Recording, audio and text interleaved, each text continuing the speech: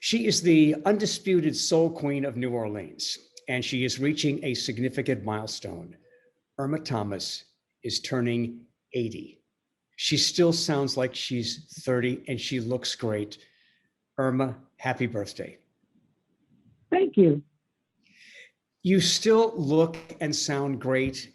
When you first started, and I remember the early years of rock and roll and 60s music, the whole focus was on being young, and people didn't want to get old. And yet there are so many people, you and Mick Jagger and Rod Stewart, and I mean, Paul McCartney, people well in their 70s and they're still performing. Did you ever think you'd still be doing this today? Well, first of all, I didn't think I'd live to see 80. Well, you have. But I feel very blessed that I have, and when I can, I'm still performing, and I do perform every Sunday. It's not so much a performance because it's part of my spiritual being. I sing in my church choir every Sunday because we have a small church and we can do the social distancing, so we don't have to worry about not having services. But I'm still a viable entertainer. In fact, I just had a vinyl released on me on New Records last month, I think it was. And that singing in a choir like that, singing at church, that's got to bring you back to your very earliest years of singing when you were a young girl in Ponchatoula. Oh yeah, well, I didn't grow up in Ponchatoula. That's the misnomer people seem to believe. Really? I was born in Ponchatoula, but I wasn't raised in Ponchatoula. Okay. And so Ponchatoula, even today, Ponchatoula doesn't claim me as one of their own, even though I was born there. Well, I'm they sure don't claim me as one of their own, and I'm not offended because I didn't grow up there. Other than going there playing the Strawberry Festival a few times, I have no idea, any clue as to what happens in Ponchatoula other than the fact that I was born there. But, I'm still, as far as singing in the church, I've always sung in the church. I never stopped singing in the church. Whenever I was home and I wasn't on the road, I participated in the church choir because I always have been a member of the choir. And as a young child, we didn't have choirs back then, but we were participants in the service one way or another. So that's just part of who I am. Yeah. So your biggest national hit was "Wish Somebody Would Care." Yeah, and Wish Someone Would Care. Yeah. You were 22 years old when you recorded that song. Mm-hmm. I want to read some of the lyrics. Sitting home alone, thinking about my past, wondering how I made it and how long it's going to last. Success has come to lots of them, and failure is always there. Time waits for no one, and I wish someone would care. What were you thinking at 22 when you sang those lyrics?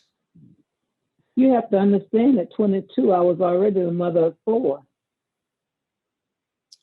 So you had a lot to look at. I knew exactly what I was singing about. So did your success surprise you? Did your success surprise you? Yeah and no. I've always considered myself a success, even when I wasn't number 1 on the Billboard charts or even in the charts at all. The mere fact that people that would actually pay to come hear me sing, I consider that a success. I was able to make a living off of it for quite a few years, up until a couple of the storms kind of messed up my jobs and what have you. But I've always considered what I do a success. Anytime you make enough money to feed your family and pay your bills and keep a roof over your head, that to me is success. It's not always how big of a star, how well known you are. To me, the success is being able to provide your needs, doing what you love.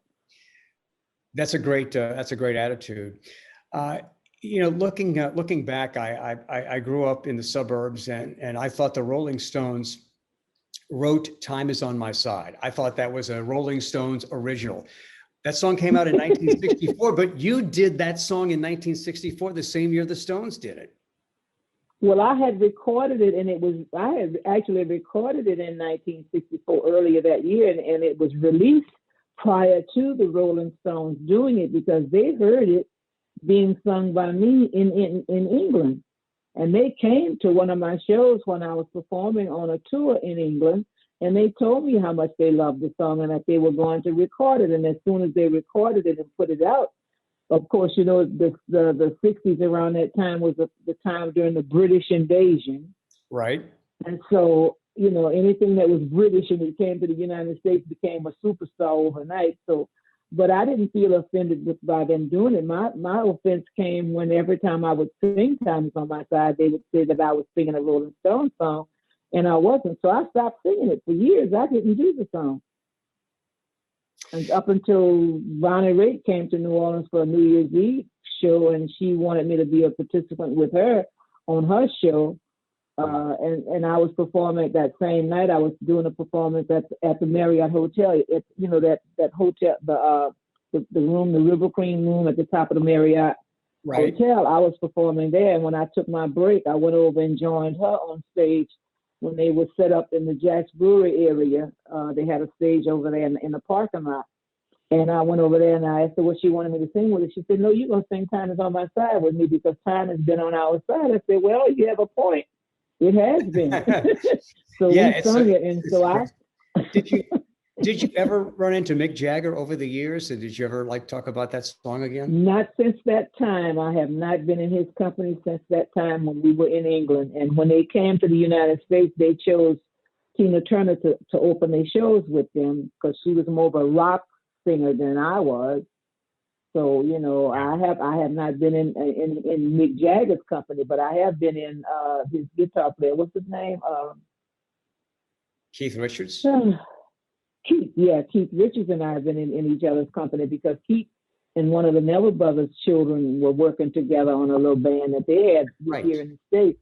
And he would always talk about, you know, the time that they met me over in England, but you know, they used Tina Turner to do the tour, but they go, but if you wait long enough, good things do happen. As of this past year, Time Is on My Side, that was sung by me, is inducted into the Music Hall of Fame. So I got it. That's awesome. That's really, that's great to hear. So, you know, here I was, this kid growing up in the suburbs, and I thought the Rolling Stones did Time Is on My Side. I thought the Beatles did Roll Over Beethoven and Long Tall Sally and Please Mr. Postman. And years later, I learned that these were songs that, you know, the British invasion bands, they understood the brilliance of R&B in America, and they adopted it and ended up introducing a lot of white kids in the suburbs to R&B. Yeah, they did. But I had introduced them to R&B long before that because I've been singing to a predominantly white audience since my, I guess, third year in the business. When Cry On and Rule of My Heart and those songs came out, my audience became predominantly white.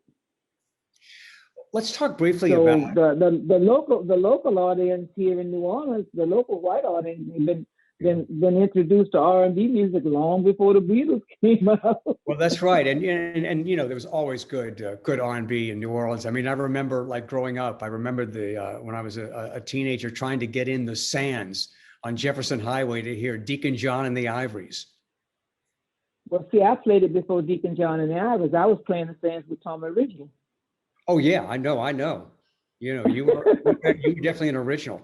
You know, race relations is a big topic of discussion today. And over the years, you've seen a lot of things change. A lot still needs to change.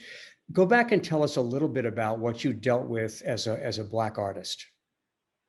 Well, back in the day when I was doing those shows, like with Tommy Ridgely and Danny White and the Cavaliers at the Safari Lounge down here in the East, we didn't have a specific dressing room, so we used to have to sit on the side of the stage.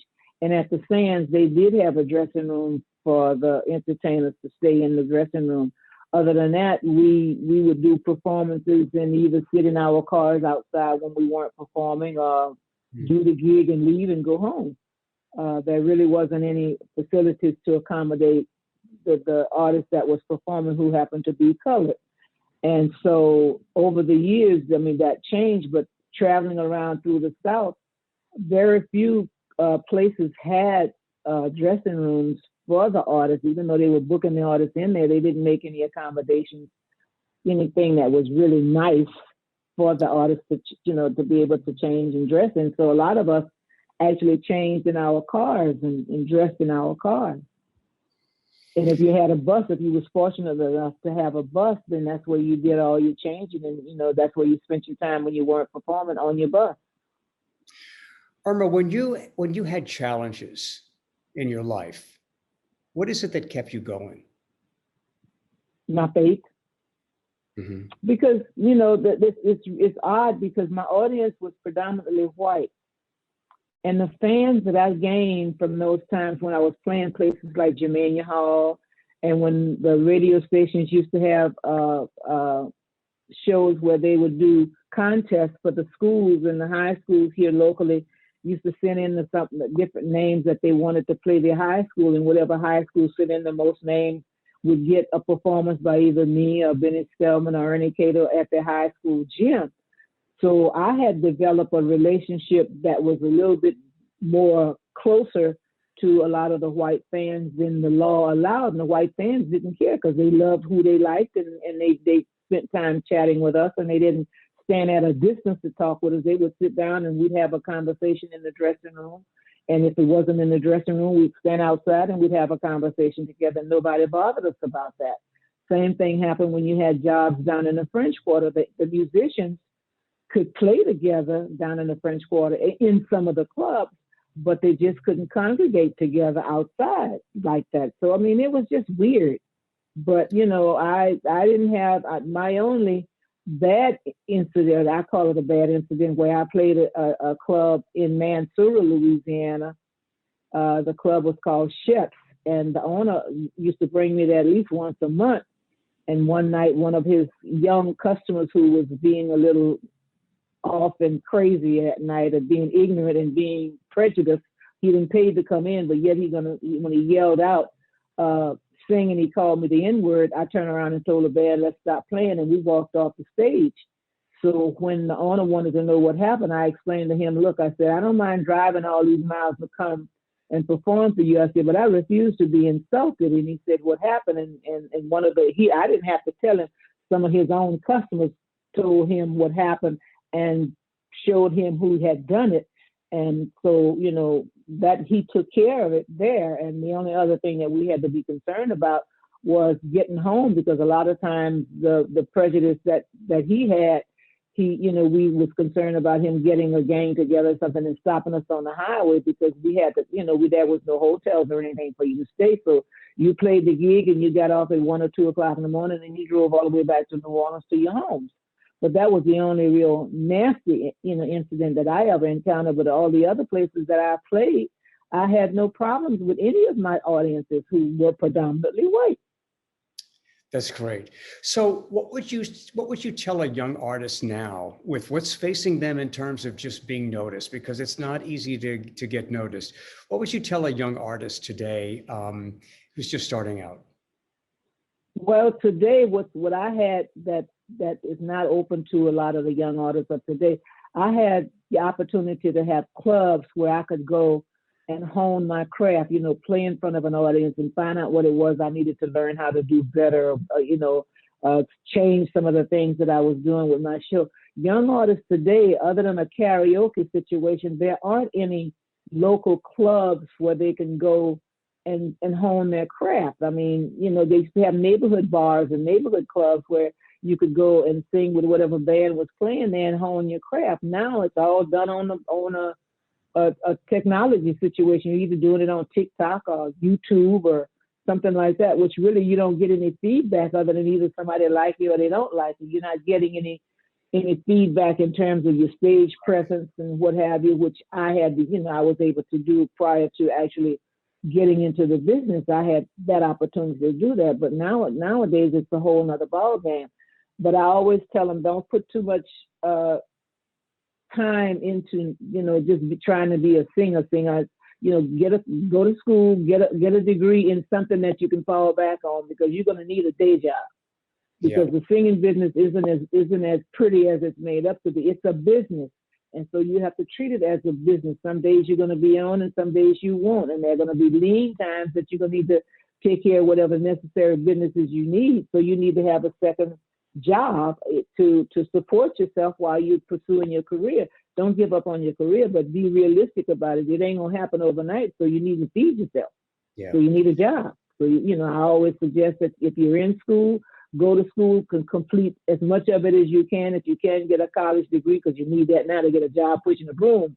So you need to get a college degree and learn something that you love to do other than singing, that you can make a living at, because that's most important. Learn something that you enjoy doing. You don't want to get up every morning and say, oh yeah, I got to go to work again. Find something that, even if you're not performing in the industry that you want to be in, that you can enjoy doing, even if it wasn't what you really wanted to do. That's what I always tell them to do. That is such valuable advice coming from Irma Thomas. Is there anything about you that people don't know that you'd like them to know about who you are? I'm just an everyday person. I get amused at the folks that tell me I intimidate them, but I'm not an intimidating person. I don't understand it. I'm very, very down to earth as far as being down to earth. I mean, I go shop for my own groceries. I shop for myself, and I do as much as I can. I mean, I'm slowing down a bit, but I'm still driving. I mean, I as they always say, I have to pay bills and take care of my bills and what have you. And I have a husband. I have to meet a wife and prepare a meal and do those kind of things. I'm very normal. I just happen to sing for a living. I always tell people when they be in awe that I said, the only difference between me and you is my paycheck. Yeah. Other than that, I'm the same as you. I have the same problems and hopes and dreams as you do.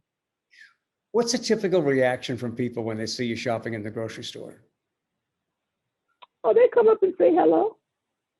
Every now and then I'll get one who really be in awe and they have that gaga look at you, but that happens rarely because most people who have been around me, who know me, they know they can come up and say hello, and if I don't have a lot of time, I'll say hello and talk with them for a minute and let them know that I'm in the midst of trying to get something done by a certain time, and they respect my time and space. So it's that I don't travel around with an entourage, because I always tell people, if you travel with an entourage and you don't want to be seen, then get rid of the entourage. Then nobody will bother you. But Right. if you want to be seen, then have an entourage. But I've never had an entourage, so I'm very normal when it comes to everyday life, and so I think that's what kind of puzzles people, because they'll see me in a store that they wouldn't expect me to be in. And when they realize it's me, it's like, oh, she shops here too. Of course. I look for a bargain just like anybody else. Miss Irma Thomas, it has been an honor to talk to you. And, you have fed our souls with your music over the years. And I'm so glad that you're doing well and that you're still doing it. A very, very happy 80th birthday. Well, thank you so very much. It's been my pleasure chatting with you.